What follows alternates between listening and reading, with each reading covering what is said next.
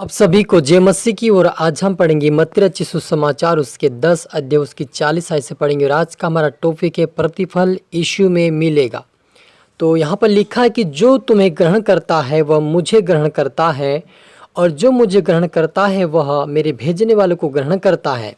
जो भविष्यद्वक्ताओं को भविष्यद्वक्ता जानकर ग्रहण करे वह भविष्यद्वक्ताओं का बदला पाएगा, और जो धर्मी को धर्मी जानकर ग्रहण करे वह धर्मी का बदला पाएगा। हालेलुया। आइए मिलकर प्रार्थना करें। धन्यवाद मेरे आसमानी खुदा, मेरे प्रभु जी, मेरे पिता, आज के वचन, आज के कलाम से मेरे पिता हर एक से बातचीत कर प्रभु जी। मेरे पिता जितना आपकी बेटा बेटी देखे सुने पिता वह आशीष पाए, बरकत पाए। और प्रभु यीशु मसीह के नाम से पिता उनको जिन्होंने अपने आपके दासों के जो आदर सम्मान किया उनका प्रतिफल मिले प्रभु जी। आज से वो पवित्रता में, प्रार्थना में, वचनों में बढ़े और आशीष पाकर आपके राज्य के वारिस बने। मदद और सहायता कर मेरे राजा। पवित्र आत्मा जी आप मेरे मुख से होकर मदद सहायता कर, सब कुछ हाथ में सौंपते हुए ये प्रार्थना दुआ यीशु के नाम से मांगते हैं, आमेन।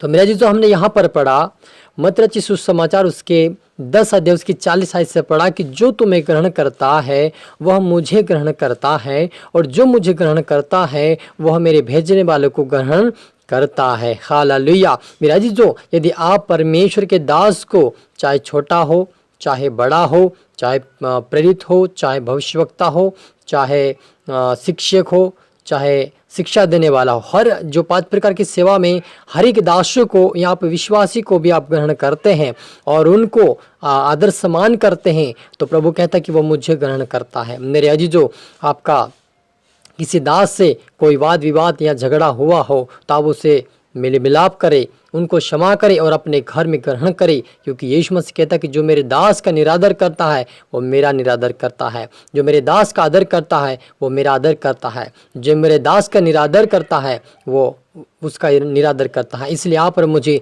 प्रभु के दासों का आदर सम्मान करे, मसीह लोगों का आदर सम्मान करे। यदि वो गलत चल रहे हैं तो उनके लिए प्रार्थना दुआ करें, लेकिन उनके बारे में अनाप शनाप ना बोले, लेकिन प्रभु से कहे, प्रभु से प्रार्थना करे, परमेश्वर से बुद्धि और ज्ञान समझ देगा। क्योंकि आप और मेरा न्याय करने का काम नहीं है, क्योंकि आज बहुत सारे मसीह लोग, अगर कोई दास कड़ी शिक्षा लेकर यहाँ कठिन शिक्षा देता है तो वह नाराज हो जाते हैं। अगर कोई दास कहानी वंशावली पे हंसी मजाक वाली बातों को लेकर वचन बांटता है तो उनको अच्छा लगता है। तो मेरे अजीजों, अगर कोई परमेश्वर का दास आपको वचन से डांट रहा है, समझा रहा है, तो आप समझ जाए कि वह सच्चा परमेश्वर का दास है। लेकिन अगर कोई यदि कोई वंश वाली कहानियों पर मन लगा रहा है, फालतू बातों को लेकर के वो फालतू बातें ज़्यादा करता है और वचन को कम बांटता है, आप समझ जाए कि वो परमेश्वर की ओर से तो है लेकिन वो आपकी उन्नति नहीं कर पाएगा। इसलिए आपको समझना है कि सच्चा परमेश्वर का दास कौन है, और आप चाहे सच्चा हो चाहे अच्छा हो, लेकिन हर एक का आप आदर सम्मान करें, हर एक के लिए आप प्रार्थना करें ताकि वो भी अच्छा वचन बांटे और ताकि हम परमेश्वर के राज्य के वारिस बन जाए। और वह कहता है कि जो भविष्यद्वक्ताओं को भविष्यद्वक्ता जानकर ग्रहण करे वह भविष्यद्वक्ताओं का बदला पाएगा, और जो धर्मी को धर्मी जानकर ग्रहण करे वह धर्मी का बदला पाएगा। हालेलुया। मेरे अजीजों, आप और मुझे अगर कोई भविष्यवक्ता हो तो उसको भी हमें ग्रहण करना है प्रभु के नाम से, ताकि हम उसका बदला पा सके। धर्मी को भी धर्मी जानकर और पापी को भी पापी जानकर सभी को आप ग्रहण करें। चाहे जैसा व्यक्ति हो आप हरि का आदर सम्मान करें, चाहे मसीह में हो चाहे नहीं हो, लेकिन हरि को अच्छा सा आप उनका स्वीकार करें, ताकि आपका स्वभाव देखकर, आपका चाल चरित्र देखकर, आपकी जो बातों को देखकर वो समझ जाए कि सचमुच परमेश्वर का बेटा या बेटी है और उनका भी जीवन बदल जाए। मेरे अजीजों, आप मुझे ऐसा बनना है, ऐसा हमें बनना है कि हम दूसरे के लिए आशीष का कारण बन जाए, और हमारे लिए हमारे कारण हर एक व्यक्ति का आशीष का कारण बने, चाहे वो धर्मी हो चाहे अधर्मी हो। हर एक को हमें आदर सम्मान करना है, लेकिन हमें अधर्मी के समान नहीं चलना है, लेकिन हमें धर्मी व्यक्ति के समान चलना है। हमें संसार की रीति पर नहीं लेकिन प्रभु के रीति पर चलना है। हमें संसार की दोस्ती यारी में ज़्यादा मित्रता नहीं करना है, लेकिन हमें प्रभु के लोगों के अधिक लोगों में अधिक प्रभु के लोगों में मित्रता रखनी है, ताकि हम आत्मिकता में, प्रार्थना में, वचन में बढ़कर हम खुदावन के राज्य के बन जाए। और वो प्रतिफल जो हमने प्रभु के दासों का आदर सम्मान किया, उनको खाना उनको पानी दिया, और उसका प्रतिफल भी हम पा सके, ऐसे में परमेश्वर के मार्ग पे चले। और आगे लिखा है 10 के 42 के अंदर कि जो कोई इन छोटों में से एक को मेरा चेला जानकर केवल एक कटोरा ठंडा पानी पिलाए तो मैं तुमसे सच कहता हूँ वह किसी रीति से अपना प्रतिफल ना खोएगा।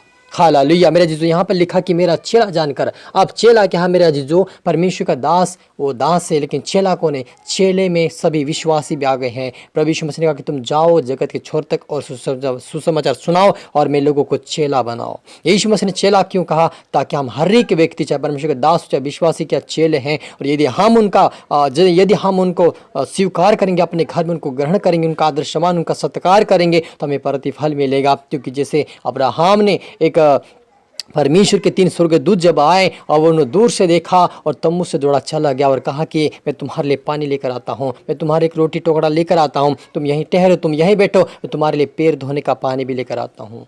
हालेलुया। और उन्होंने कहा कि जा लेकर आओ। जब वो गया, अपनी पत्नी से कहा तो खाना बना। जब वो खाना बना रही थी तब वो पानी ले गया, उनको हाथ पैर धुलाया और उनको फिर खाना परोसा और बनाकर वो क्या किया, उसका प्रतिफल अब्राहम को मिला। अब्राहम को कहा कि तेरे 99 वर्ष हो चुके हैं, तेरी पत्नी शारा को 90 वर्ष हो चुके हैं, लेकिन अब उसको बेटा होगा। हालेलुया। लेकिन शारा हंस रही थी मुझे कैसा होगा, लेकिन उनको ये नहीं पता था कि प्रतिफल मसीह में, परमेश्वर में किया गया प्रतिफल का व्यर्थ नहीं है, लेकिन उसका प्रतिफल मिलता है। वैसे यदि आज आप परमेश्वर के दास का या विश्वासी का आदर सम्मान कर, उनको खाना खिला रहे, उनका पालन पोषण कर रहे हैं, तो परमेश्वर आपको प्रतिफल देगा। आप कभी भी ये ना सोचे कि मैं इतना कर रही हूँ, इतनी प्रार्थना, इतने लोगों का मैं आदर सम्मान, इतने लोगों को, इतने परमेश्वर के दासों को मैं पैसे में देता हूँ, उनको मदद करती हूँ, लेकिन मेरा ऐसा क्यों? लेकिन उसका प्रतिफल आपको जरूर यीशु मसीह के नाम से मिलेगा। बस आपका विश्वास से आगे बढ़े, प्रार्थना करते रहिए, वचन पढ़ते रहिए, परमेश्वर उसका प्रतिफल आपको एक दिन जरूर देगा यीशु मसीह के नाम से। हालेलुया। और आए हम मिलकर प्रार्थना करिए। मेरे यहोवा पिता परमेश्वर प्रभु जी, जितना आपके बेटा बेटी देखे सुने हैं वो आशीष पाए, बरकत पाए मेरे पिता।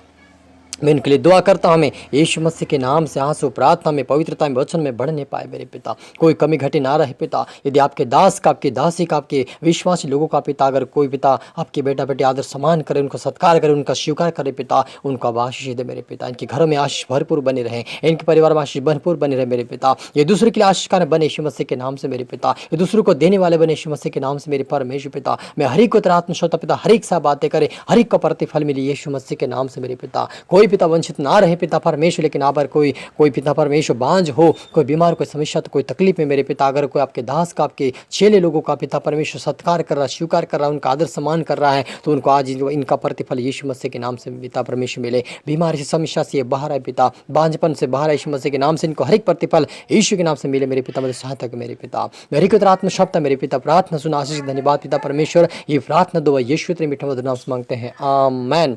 तो मेरे जीजू मैं आशा करता हूँ इस वचन से प्रभु आपसे बातें किया होगा। इसको आप दोबारा सुने, लाइक कर, शेयर कर, सब्सक्राइब कर, ताकि प्रभु आपको दुगनी आशीष दे। और आप सभी को फिर से मेरी तरफ से गॉड ब्लेस यू ऑल। सभी को जय मसीह की।